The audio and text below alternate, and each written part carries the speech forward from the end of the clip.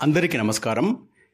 నీ సహజ స్థితిలో ఉండు భగవాన్ శ్రీ రమణ మహర్షి బోధనలు పుస్తక పఠనం 13వ రోజుకి స్వాగతం.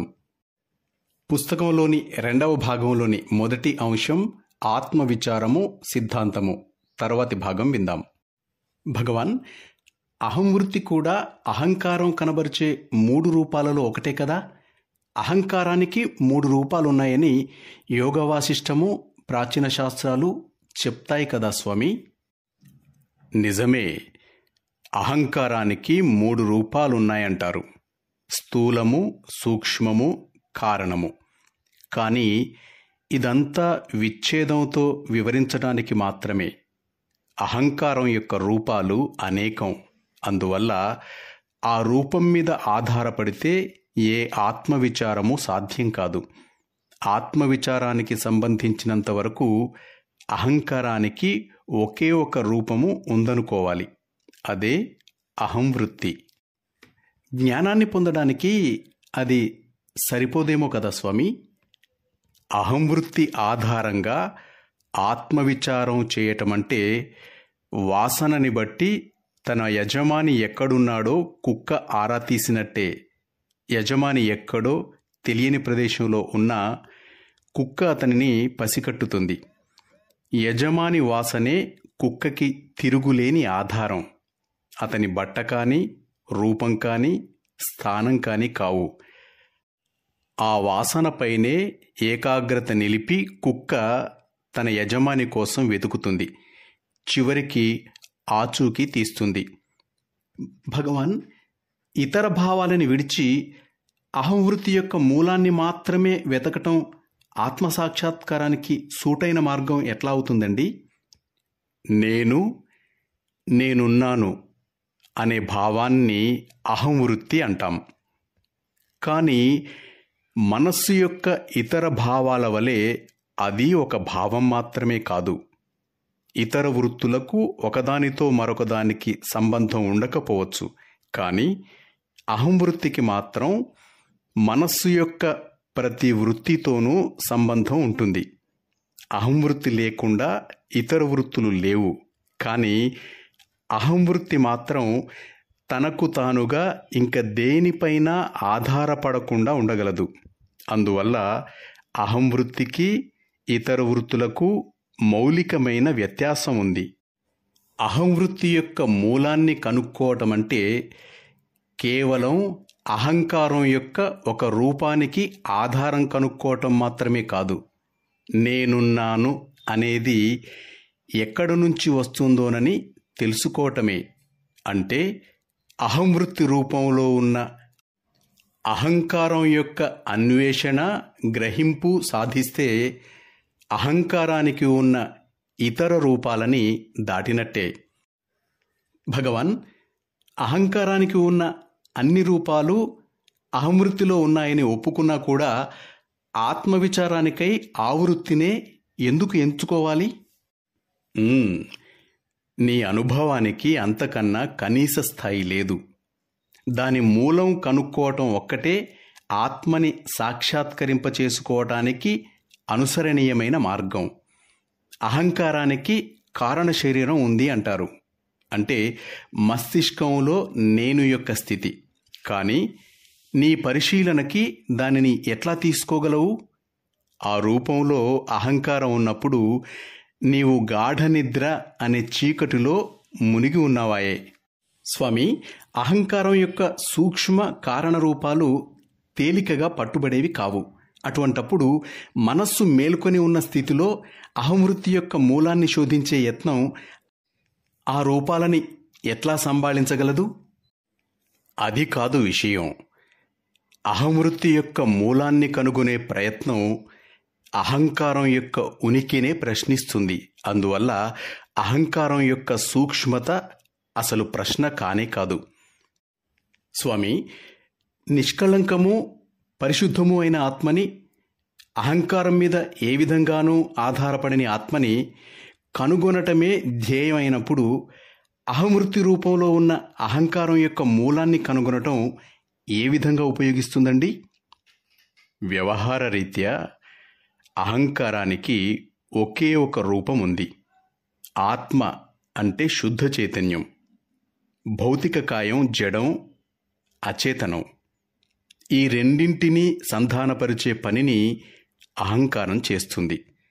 అందువల్లనే అహంకారాన్ని చిత్ జడ గ్రంథి అంటారు. అంటే చైతన్యానికి జడమైన దేహానికి ముడి అన్నమాట.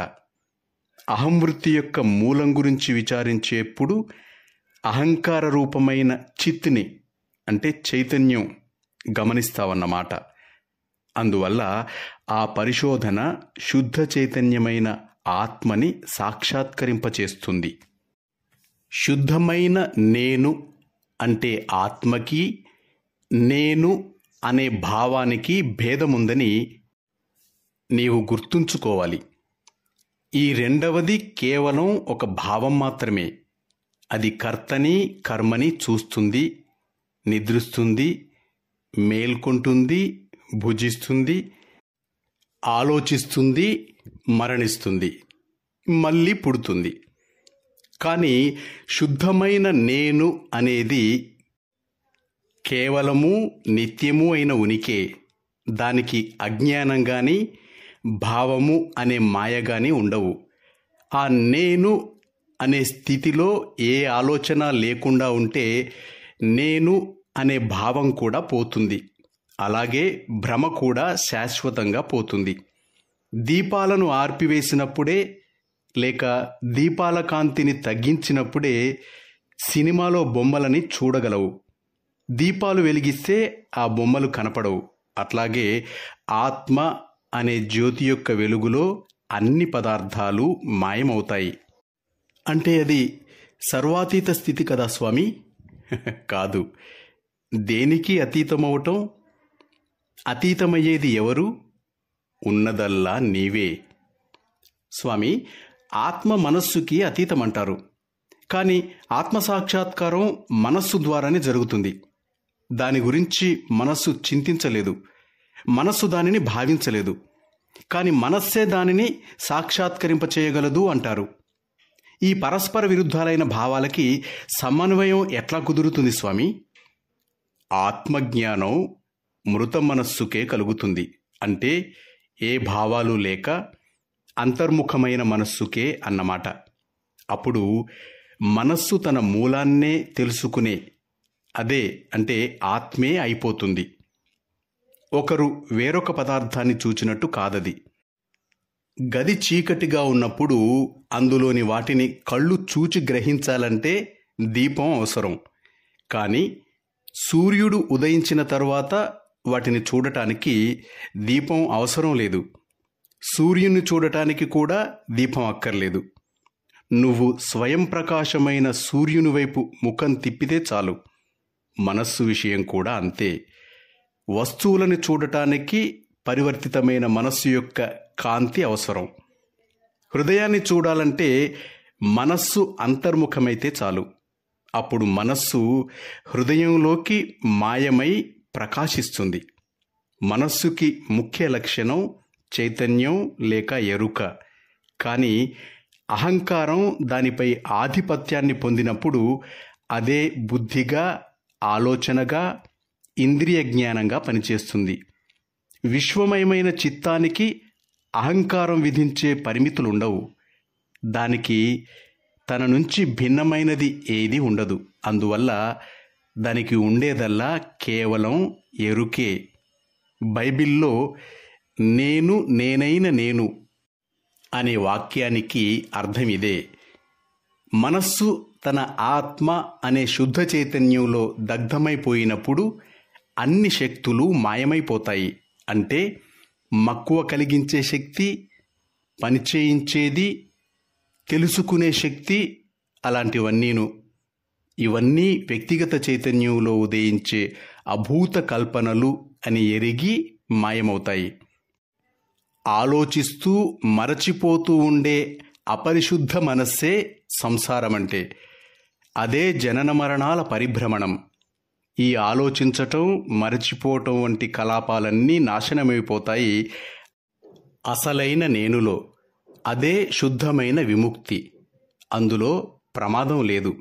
అంటే ఆత్మని మరచిపోవటం అంటూ ఏమీ లేదు. ప్రమాదమే జనన మరణాలకు కారణం. మాస్టర్స్, ఆత్మవిచారము సిద్ధాంతము అనే ఈ అంశంలో తర్వాతి భాగాన్ని రేపు విందాం.